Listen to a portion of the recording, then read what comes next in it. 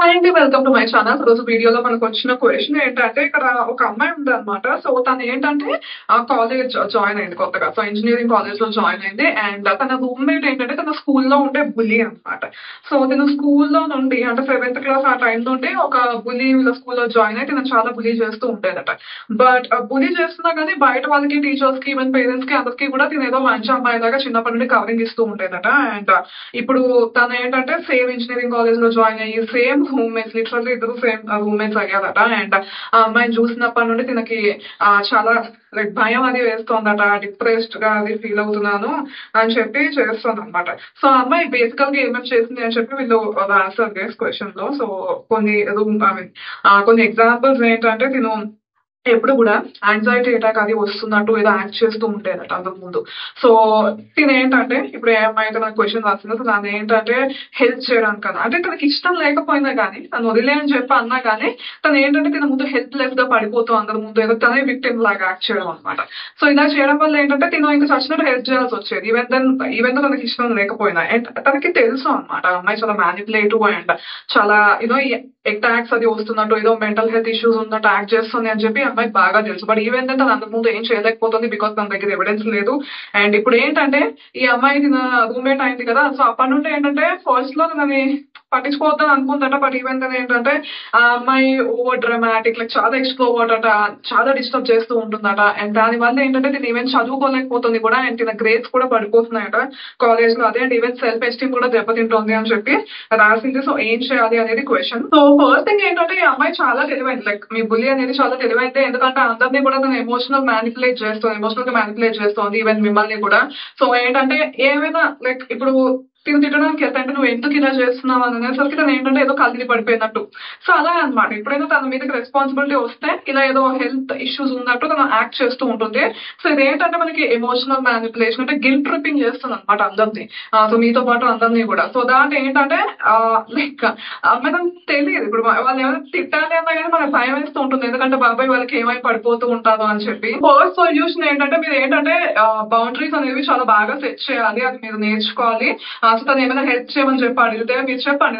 నేనిప్పుడు చదువుకోవాలి అని చెప్పి. మీరు చదువుని చాలా బాగా ఫోకస్ చేయాలి. బికాజ్ మీ గ్రేడ్స్ అవి పడిపోతున్నాయి కాబట్టి అండ్ మీరు చాలా మంచి కాలేజ్ తను చాలా మంచి కాలేజ్‌లో జాయిన్ అయింది. యాక్చువల్‌గా నేను అది చెప్పను ఇక్కడ ఏ కాలేజ్ అని. బట్ చాలా అంటే చాలా మంచి టాప్ కాలేజ్ అన్నమాట ఇండియాలో. సో, అలాంటి కాలేజ్‌లో జాయిన్ అయిన మీరు ఎంత కష్టపడితే జాయిన్ అవుతారు. అలాంటిది ఇప్పుడు సడెన్‌గా ఈ ఒక్క మనిషి కోసం అని చెప్పి మీరు లైక్ మీ లైఫ్ మొత్తం స్పాయిల్ చేసుకోలేరు కదా! సో, అందుకని చెప్పి ఫస్ట్ అండ్ ఫార్‌మోస్ట్ థింగ్ ఏంటంటే మీరు బౌండరీస్‌ని సెట్ చేయాలి.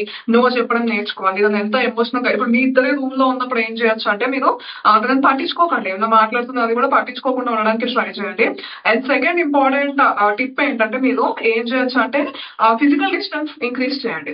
సో, ఫర్ ఎగ్జాంపుల్ మీరు 6 నుండి మీ రూమ్‌లో ఉంటే మీరు ఏం చేయొచ్చు అంటే 6-7 ఏ లైబ్రరీలో చదువుకోవడమో, లేకపోతే ఏ పార్క్‌లో చదువుకోవడమో, లేకపోతే మీ ఫ్రెండ్స్ ఏమైనా స్టడీ గ్రూప్ ఏమైనా ఫార్మ్ చేసుకొని వాళ్ళ ఇంటికెళ్ళి చదువుకోవడమో, ఏదో ఒకటి సంథింగ్. లేకపోతే మీ బెస్ట్ ఫ్రెండ్ వేరే రూమ్‌లో ఉంటే ఆ రూమ్‌లోకెళ్ళి చదువుకోవడమో, ఏదో సంథింగ్ ఇలా ట్రై చేయండి. ఫిజికల్ డిస్టెన్స్ మీరు ఎంత మెయింటైన్ చేస్తే అంత మంచిది.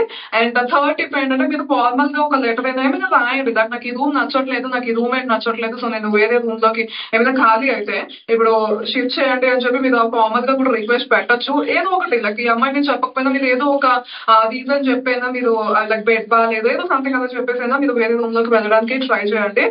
బట్ దానికంటే ముందు ఏంటంటే మీరు ఇలా ఫిజికల్‌గా డిస్టెన్స్ పెట్టి మీరు చదువు మీద కాన్సంట్రేట్ చేయడం అనేది చాలా ఇంపార్టెంట్.